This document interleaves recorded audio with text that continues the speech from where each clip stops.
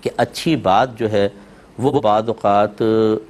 فاسق و فاجر سے بھی حاصل ہو سکتی ہے، بے عمل سے بھی حاصل ہو سکتی ہے۔ اس نے شیطان نے جب یہ بات بیان کی ہے کہ آپ رات کو آیت الکرسی پڑھ کے سو جائیں تو اللہ تعالیٰ شیطان سے، یعنی خود اپنے بارے میں کہہ رہا ہے کہ مجھ سے آپ کی حفاظت کرے گا، اور نبی کریم نے اس کی تائید اور توثیق فرمائی کہ اس نے سچ کہا۔ لیکن یہ ضرور ہے اس قسم کی روایت کو بیان کر کے بعض لوگ یہ کہتے ہیں بھئی دیکھو علم کسی سے بھی آ جائے، یہاں دیکھو نا شیطان نے ایک بات بتائی، کسی سے بھی سیکھ لو، نہیں، اس نے کوئی ایمانیات کی بات نہیں کی تھی۔ جبکہ آپ اگر یہ کہہ دیں گے کہ کسی سے بھی علم سیکھ لو تو نتیجہ کیا نکلے گا کہ اگر ہم کسی سے علم سیکھنے جائیں گے ہو سکتا ہے کہ وہ غلط قسم کی بات کرے۔ یوٹیوب کے اوپر دیکھیں بہت سارے لوگ بیٹھے ہوئے ہیں جو عالم بھی نہیں ہیں، کچھ جانتے بھی نہیں ہیں۔ ہم جیسے لوگ جو علم سے شغف رکھتے ہیں وہ دیکھتے ہیں اتنے سطحی قسم کی، بلکہ بعض اوقات بالکل غلط بات،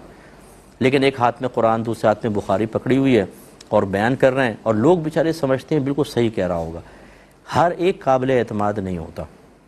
میں اپنے دیکھنے والوں سے تو گزارش کرتا ہوں کیو ٹی وی کو ذرا دیکھا کریں، اور اس پہ جو علماء آتے ہیں، چونکہ ہم جو کچھ بات کرتے ہیں یہ کوشش کرتے ہیں حتی الامکان اچھی بات بیان کریں، صحیح بات بیان کریں، قرآن و حدیث کے موافق بیان کریں، اور اس کے علاوہ پھر ہمارا پورا ایک عملہ ہے کہ اگر کوئی بیان ریکارڈ ہوتا ہے تو اس کو ایک دفعہ چیک کر لیا جاتا ہے کہ یہ خلاف شرع تو نہیں ہے، کوئی مسٹیک تو نہیں ہوگی کلام کرنے کے اندر، پھر وہ آن ایئر ہوتا ہے۔ لائیو پروگرامز کا نہیں کہہ رہا ہوں، جتنے ریکارڈڈ ہوتے ہیں تقریباً وہ چیک کیے جاتے ہیں اور پھر آپ تک آتے ہیں، یعنی یہاں سے جو مواد آپ کے پاس آئے گا وہ کافی قابل اعتماد ہوگا۔ لیکن بات وہی ہے کہ ہم یوٹیوب پہ ہر ایک کو سنو،